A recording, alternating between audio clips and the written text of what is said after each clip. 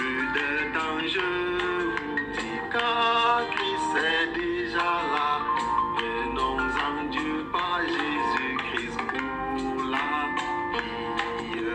Quand le Seigneur viendra, tout œil le verra. Shalom et grâce, peuple de Dieu. Merci pour votre présence, Père éternel tout-puissant. Nous te rendons grâce, nous te bénissons. Nous te disons merci, Père, pour cet instant. Merci, Père, parce que tu as voulu que les choses soient ainsi et que la gloire et l'adoration te reviennent. Au nom puissant de Jésus-Christ de Nazareth. Amen. Aujourd'hui, le Seigneur nous met à cœur de parler du processus. Et pour cela, nous allons dans le livre de Marc, chapitre 8, versets 22 à 26. Lisons. Il se rendit à Bethsaïda et on amena vers Jésus un aveugle qu'on le pria de toucher. Il prit l'aveugle par la main et le conduisit hors du village. Puis il lui mit de la salive sur les yeux, lui imposa les mains et lui demanda s'il voyait quelque chose. Il regarda et dit, « J'aperçois des hommes, mais j'en vois comme des arbres et qui marchent. » Jésus lui mit de nouveau les mains sur les yeux et quand l'aveugle regarda fixement, il fut guéri et vit tout distinctement.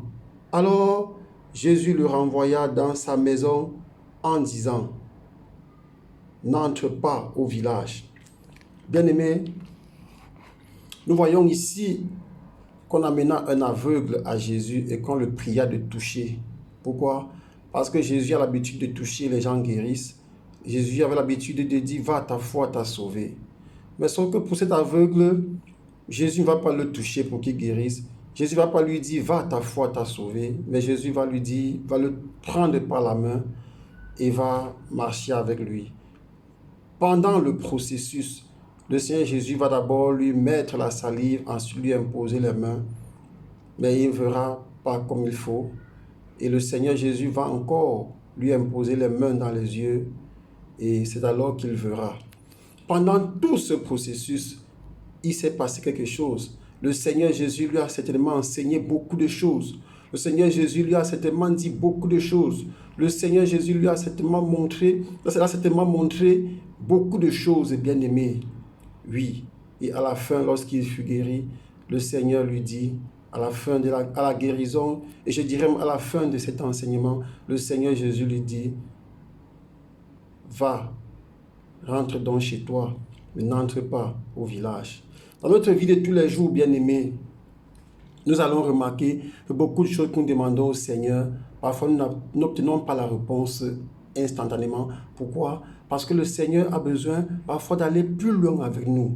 Il veut que nous insistions et c'est dans la prière, dans le jeûne, dans notre demande. Il veut que nous demandions peut-être d'une autre manière. Parce que pendant tout ce processus, nous apprenons des choses qu'il a besoin que nous apprenions. Parce que ces choses vont nous aider. Ces choses vont peut-être nous permettre, si nous sommes des gagneurs d'âmes, de gagner des âmes plus tard pour le Seigneur. Oui, bien-aimés, n'abandonnons pas souvent quand le Seigneur n'a pas encore répondu à nos prières. Le Seigneur ne répond pas tout de suite. Cela ne veut pas dire qu'il nous a abandonnés ou qu'il n'est pas au courant de nous, mais tout simplement, le Seigneur voudrait que nous atteignions un certain niveau de maturité afin qu'il libère la bénédiction que nous lui avons demandée. Parce que s'il libère, quand nous ne sommes pas encore capables de porter cela, certainement que le diable viendra l'arracher. Certainement que nous allons être distraits, peut-être aller nous amuser parce que faute de maturité. Donc, bien aimé, quand le Seigneur n'a pas encore répondu à nos demandes, soyons patients, restons fermes dans la prière et mettons toute notre confiance au Seigneur Jésus. Que tous ceux qui ont suivi l'enseignement de ce jour soient bénis au nom de Jésus. Merci Père, Dieu de grâce, Dieu de bonté, Dieu de bonté, et que la gloire et l'adoration te reviennent au nom puissant de Jésus-Christ de Nazareth. Amen. Préparons-nous pour le retour du roi des rois. Nous attendons la venue du Seigneur Jésus dans la joie.